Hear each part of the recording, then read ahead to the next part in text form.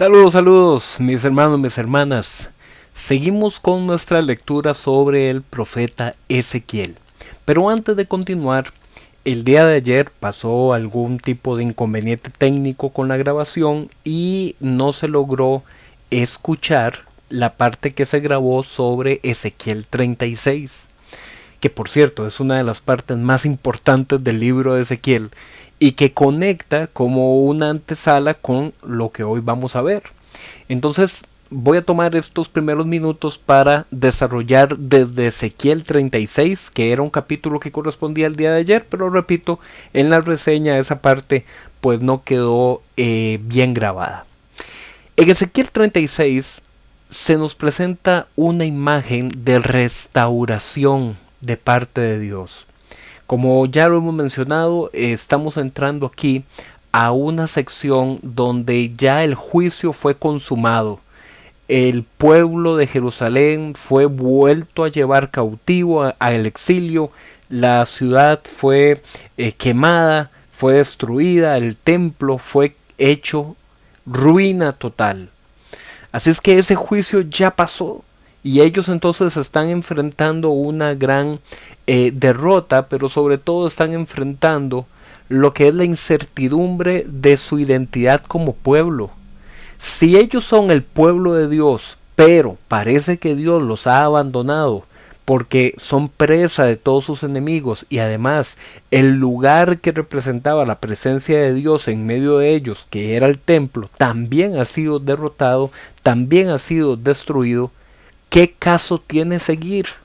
¿Para qué conservar la identidad religiosa? ¿Para qué conservar las prácticas de los mandamientos de la ley? ¿Para qué guardar el sábado dentro de la cultura religiosa de ellos? O sea, en otras palabras, ¿para qué seguir portándonos como pueblo de Dios si ya no somos pueblo? Si ya no tenemos templo, si ya no tenemos tierra, ¿para qué seguir comportándonos como si fuéramos pueblo de Dios? Y por eso esta sección es tan importante, porque aquí se nos viene a hablar de lo que va a ser el futuro de restauración de este pueblo. Y en esta profecía de Ezequiel 36 se vuelve a anunciar que Dios promete delante de los montes de Israel, como si fueran testigos de esa promesa, que Él hará volver a el pueblo a habitar Jerusalén. Él hará volver al pueblo para que prosperen en medio de su tierra. Un pueblo que ha sido dispersado y que al ser entonces esparcido entre las naciones, lo que han hecho ha sido profanar o humillar el nombre de Dios entre las naciones. Porque cuando ellos declaran del por qué han sido exiliados, lo hacen como diciendo que Dios ha sido derrotado y que por eso ellos han sido vencidos. Eso es profanar el nombre de Dios. Y entonces aquí en esta profecía Dios anuncia que Él actuará por amor de su propio nombre para rescatarlos. Pero como ellos no solamente conservan la maldad, sino que también han practicado maldad, entiéndase, abominaciones de idolatría en medio de las naciones donde están, ellos necesitan ser purificados porque ellos están impuros. Recuerden que desde la Torá, desde los libros de Levítico, también en Éxodo, en Números, se habla de que hay situaciones que vuelven a las personas impuras, como por ejemplo tocar el cuerpo de un animal muerto. Eso hace a la persona impura y que cuando alguien está impuro debe entonces ser lavado para purificarlo. Pues aquí en este capítulo una de las expresiones más hermosas de la restauración que Dios hará es que anuncia que Él los va a purificar con su agua y que los va a limpiar de la contaminación de la idolatría y que al lavarlos con esa agua será como darles un corazón nuevo y un espíritu nuevo. Será como quitarles ese corazón de piedra y darles un corazón de carne, es decir, un corazón sensible que puede ser moldeado para que ellos aprendan a obedecer los mandatos de Dios y a vivir en la tierra dada a los antepasados. Entonces, cuando la ciudad vuelva a reconstruirse, ellos sabrán que ha sido el Señor el que los ha purificado. Eso fue Ezequiel 36. Ahora sí, entremos a la lectura de hoy, que es una continuación en Ezequiel capítulo 37, pero es una continuación de esa misma promesa de que Dios los va a rescatar de entre las naciones donde su nombre ha sido profanado, y de que Dios los llevará de regreso a la tierra que había dado a sus antepasados. Solo que ahora en Ezequiel 37 esa promesa se presenta de manera gráfica, porque el profeta va a tener aquí una visión espiritual. Y en esta visión se nos va a presentar una de las escenas más conocidas, no solo del libro de Ezequiel, sino de todo el Antiguo Testamento, porque es la visión del valle de los huesos secos. ¿La has escuchado? Seguramente. Pero vamos a poner aquí atención, porque hay que identificar bien esta visión del Valle de los Huesos Secos dentro del gran contexto narrativo que hemos venido leyendo y analizando. Recordemos, ellos como pueblo, como identidad nacional, se sienten derrotados, y eso para ellos es como estar muertos, y los muertos llegan a secarse por completo en su carne y quedan solo los huesos. Entonces el profeta tiene esta visión donde él está caminando por todo un valle, es decir, una planicie, una llanura, donde como todo está a nivel de la vista, se puede ver todo hasta el horizonte lleno de huesos secos. Y la voz de Dios le pregunta al profeta: ¿será que estos huesos secos pueden volver a vivir? Y el profeta le responde: Señor, eso solo tú lo sabes. Lo cual nos habla no solamente de esta actitud de humildad que hay que tener delante de Dios, sino también de sometimiento a su voluntad, a sus órdenes, a sus propósitos. Porque el pueblo intentó protegerse mediante alianzas humanas, protegerse buscando la protección de otros ejércitos. Pero ahora el profeta le dice: Señor, lo que a nosotros nos conviene solo tú lo conoces.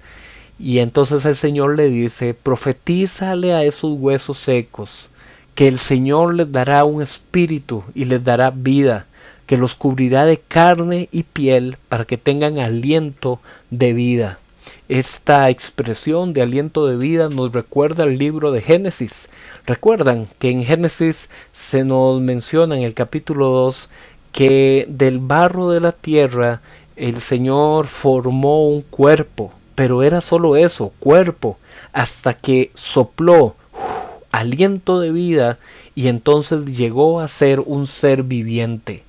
El aliento de vida, el Espíritu de Dios, es el que nos nutre, el que nos hace ser personas, el que nos hace ser humanos. Esa visión de los huesos secos entonces se ve interrumpida por el mandato de la voz de Dios, que el profeta comienza a profetizarle a esos huesos secos, es decir, les comienza a anunciar que Dios les dará vida. Y entonces en la visión dice que de pronto todos esos huesos se comenzaron a unir entre ellos y de pronto se comenzaron a ser cubiertos por carne, por tendones, por piel, pero no tenían espíritu. Y esto es una ilustración muy interesante porque nos recuerda de que una estructura humana puede tener planes, propósitos, objetivos, pensar que la restauración del pueblo puede ser por medios políticos, que puede ser por medio de la fuerza de un ejército, pero falta el espíritu, falta aquello que solamente Dios puede dar. Dios entonces le dice al profeta: profetízale al espíritu para que envíe de los cuatro vientos que estos huesos secos que ahora son cuerpo puedan pasar de esa muerte a la vida.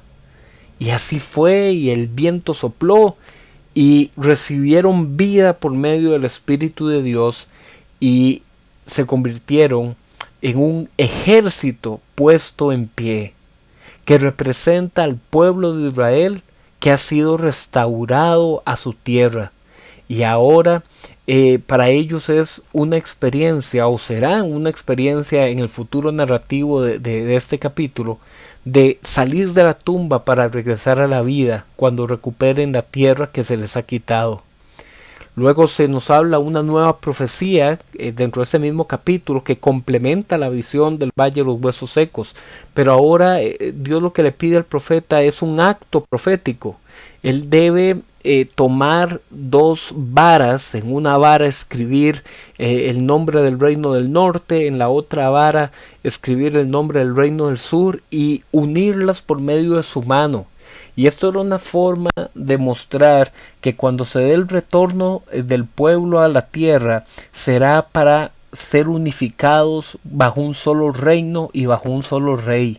Ya no habrá separación entre Israel del norte y Judá del sur, sino que las dos varas serán un mismo pueblo, que tendrá comunión con Dios y que abandonará a los ídolos.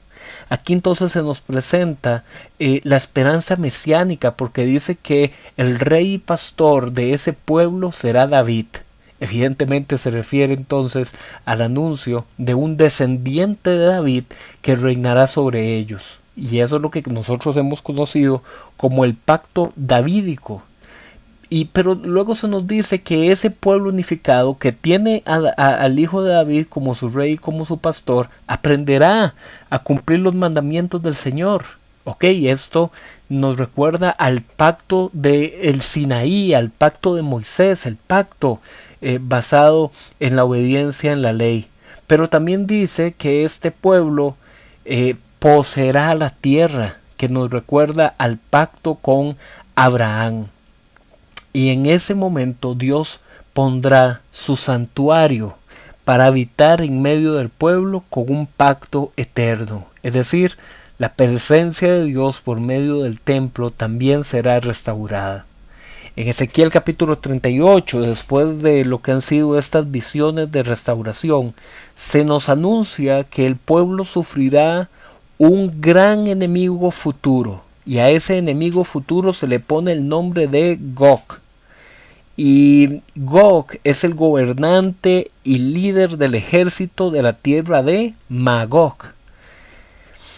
Es una tierra indeterminada. Realmente la Biblia aquí no nos dice que Magog sea un lugar específico o que Gog sea un rey en específico, como sí se nos ha hecho entender con capítulos anteriores donde se ha hablado de Asiria, de Tiro, de Egipto, de Babilonia, lugares concretos, geográficamente identificables.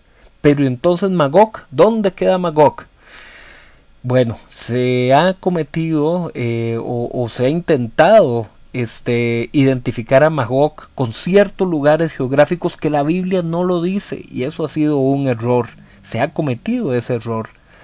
Lo cierto es que Magog no es un lugar que se pueda determinar con certeza como una única región geográfica, sino que más bien expresa el lugar donde estarán los aliados de Gog, que es ese líder definitivo del pueblo, para hacer la guerra contra Israel.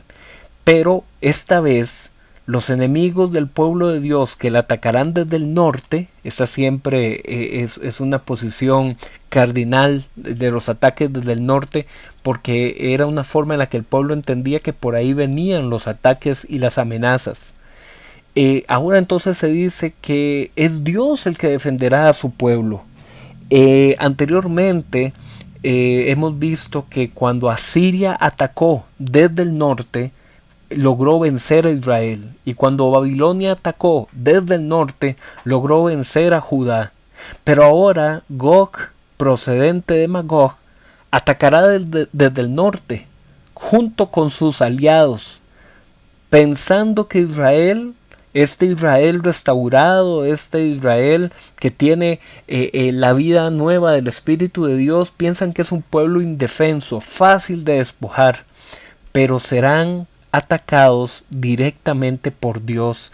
Dios defenderá a su pueblo. Dice que desde el cielo lanzará fuego y azufre a Gog y a sus ejércitos, y que además los confundirá por medio de terremotos para que entre ellos mismos se ataquen y terminen matándose, de tal forma que Dios intervendrá para defender a su pueblo. En Ezequiel capítulo 39 se da una continuación de esta profecía del enemigo definitivo representado en Gog.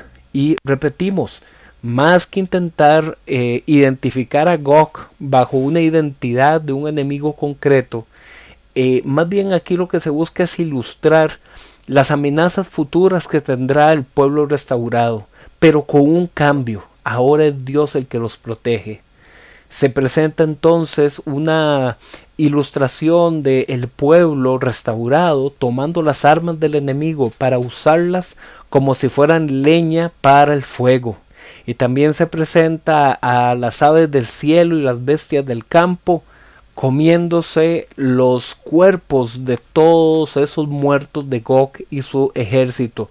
Y por eso se abre una gran tumba en la llanura para enterrar a Gog y a su ejército.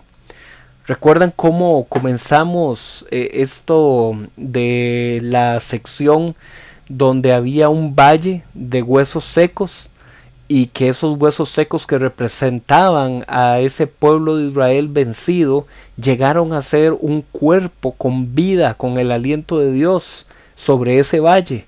Bueno, ahora se presenta en esta última profecía que otro valle va a ser convertido en una gran tumba donde se enterrarán a todos los enemigos de Dios para purificar la tierra. Si Israel fue al exilio, lo fue como consecuencia de su maldad, pero ahora Dios manifiesta su gloria para rescatarlos y protegerlos de todos sus enemigos. De esta forma, al derramar su espíritu de vida sobre su pueblo restaurado, Dios demuestra que Él es el Señor. ¡Qué capítulos más hermosos! Mañana vamos a seguir hablando de Ezequiel, de otros capítulos lindísimos que también debemos entenderlo como visiones simbólicas dentro de este gran contexto narrativo que hemos venido dando. Y que después vamos a ver que en el Nuevo Testamento mucho de esto se vuelve a reiterar, pero con un cumplimiento pleno en Jesús y su obra. Pero eso lo vamos a ver dentro de varias semanas más adelante cuando ya estemos en el Nuevo Testamento. Por lo pronto, quedamos por aquí. Nos vemos mañana.